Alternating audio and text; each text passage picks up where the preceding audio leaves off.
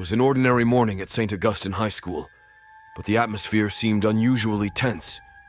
The students whispered amongst themselves as they took their seats, casting wary glances towards one particular desk in the corner. That desk belonged to Jude, a lanky boy with unruly hair and a perpetual air of indifference. Jude wasn't known for his academic achievements. In fact, he was often ridiculed for his lackluster performance in the classroom. However, there was one thing that set him apart: his uncanny talent for chess. Jude's passion for the game was something of legend within the school. He had a chessboard with him at all times, and during class, he would quietly strategize moves and play out entire games in his mind, ignoring the droning lectures around him. It was this obsession that had led to his dismal academic record. But Jude didn't seem to mind. His sole focus was on becoming a chess grandmaster. Most teachers held a deep resentment towards him, viewing him as a disruptor of the classroom, a troublemaker, or simply a lost cause. They couldn't comprehend his single-minded devotion to chess. This disdain had festered, and whispers of a dark secret involving Jude began to circulate. Some claimed that he had made a Faustian pact with a malevolent chess spirit, while others spoke of eerie rituals he performed in the dead of night to sharpen his skills. One gloomy evening, a group of curious students, including myself, decided to investigate the rumors. We approached Jude's house under the veil of darkness. The house stood alone, a shadowy figure in the moonlight. We saw faint, flickering candlelight through a basement window. Our curiosity overcame our fear, and we decided to sneak inside. Descending into the basement, we discovered a room filled with chessboards, each adorned with intricate carvings and ancient symbols. The room had an oppressive atmosphere, a chilling sense of foreboding that clung to the very air we breathed. In the center of the room, Jude sat hunched over a board, his eyes fixed on the pieces as he mumbled incoherent incantations. We watched in silent dread as he moved a pawn. The moment it landed, the room trembled, and we heard whispers, ghostly voices from the shadows. They whispered secrets, truths, and horrors. Our hearts raced, but we were unable to tear our eyes from the unfolding nightmare. Jude's movements grew more erratic, and the pieces danced in unnatural ways. The board seemed to come alive, pieces contorting and twisting as if they were living entities. The eerie voices grew louder, urging him on, feeding his obsession, and driving him deeper into the abyss. Suddenly, with a final frenzied move, Jude checkmated his unseen opponent. The room erupted in a cacophony of otherworldly screams, and the chess pieces shattered into 1,000 shards of darkness. Jude slumped, drained and exhausted, as a sinister presence permeated the room. We were paralyzed with terror, unable to move or speak. With an ominous creaking, the basement door swung open, revealing the malevolent spirit that Jude had unwittingly summoned.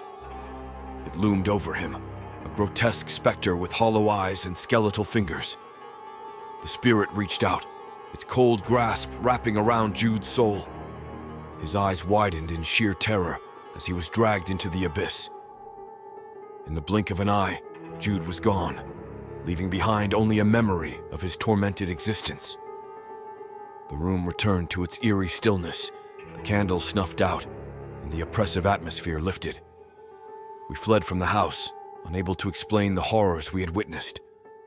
The next day, Jude's absence was noted, and the teachers reluctantly admitted that his obsession with chess may have been more than just a game. But the memory of that fateful night haunted us all, a constant reminder that sometimes one's obsessions can lead to a terrifying end. Jude's fate served as a chilling reminder that some passions come at a high price, leaving a deep and enduring sadness in their wake.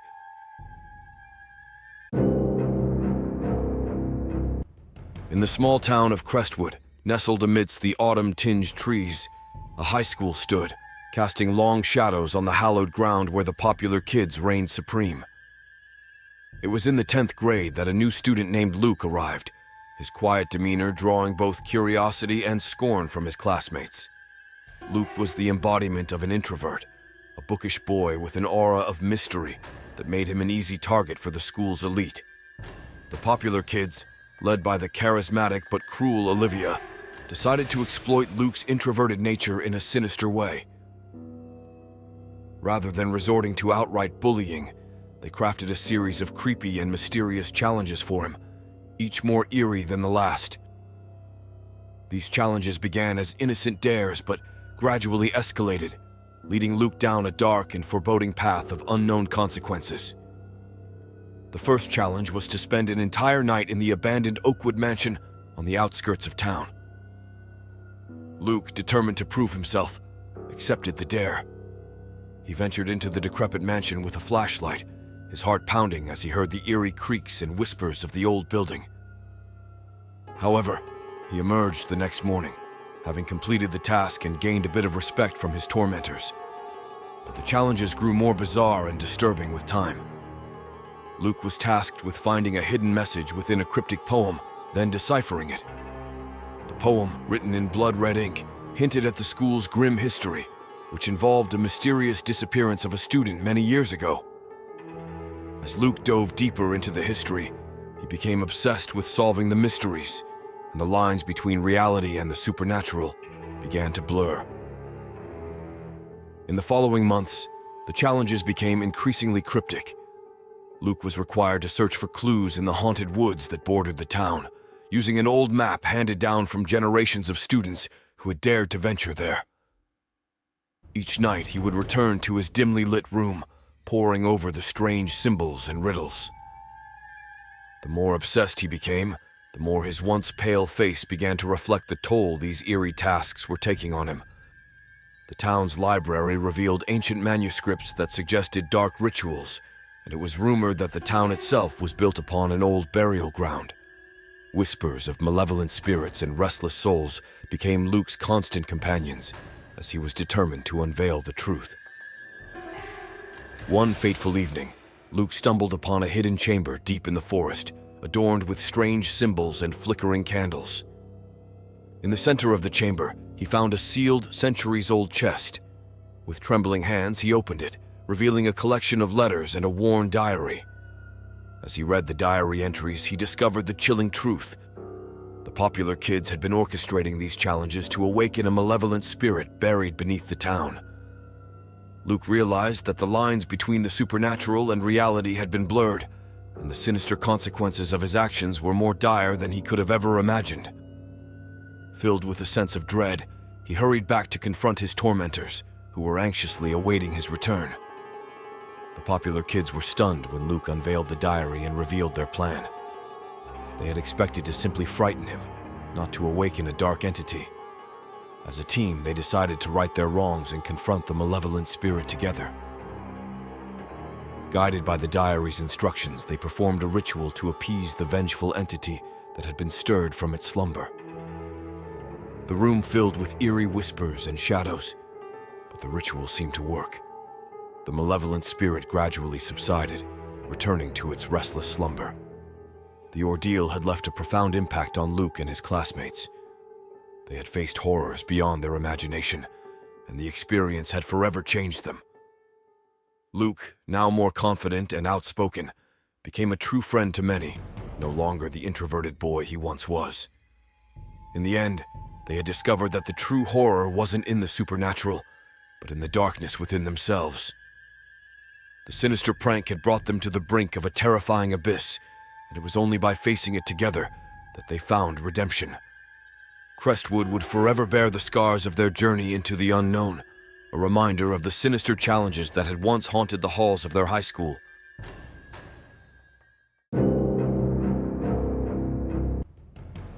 David and Hope had been together for 8 long years, their love enduring the trials and tribulations of their teenage years. They were excited to begin their high school journey, imagining it would be filled with academic challenges and the joys of teenage love. Little did they know that their high school experience would soon transform into a haunting nightmare. It all began when a new teacher, Mr. Blackwood, joined the school's staff. He was unlike any teacher they had encountered before. Tall and thin with a pallid complexion, his unsettling presence sent shivers down the spines of students and staff alike. His piercing, cold eyes seemed to bore into the very souls of those who dared to meet his gaze. As Mr. Blackwood took over the English class, David and Hope noticed something deeply unsettling about him.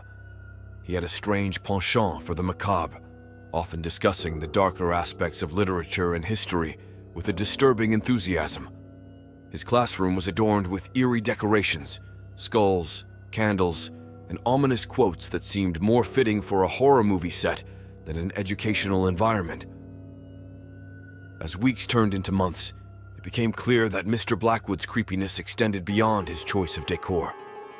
He would frequently single out students in the class, making them the subjects of his unsettling stories and anecdotes. These tales always had a sinister and unsettling twist, and it left the students feeling uneasy and vulnerable. What troubled David and Hope even more was Mr. Blackwood's obsession with the occult. He would often delve into dark rituals and stories of witchcraft, showcasing a strange fascination with the supernatural. His eerie laughter and cryptic comments only added to the growing fear and unease that pervaded his classroom. But the most disturbing aspect of Mr. Blackwood's behavior was his blatant favoritism towards the female students. He would hover a little too closely, lean in too far, and offer compliments that crossed the boundaries of appropriateness. It was as if he couldn't control his inappropriate urges. David and Hope, along with other concerned students, decided to take action. They knew they had to protect their fellow classmates from this sinister teacher.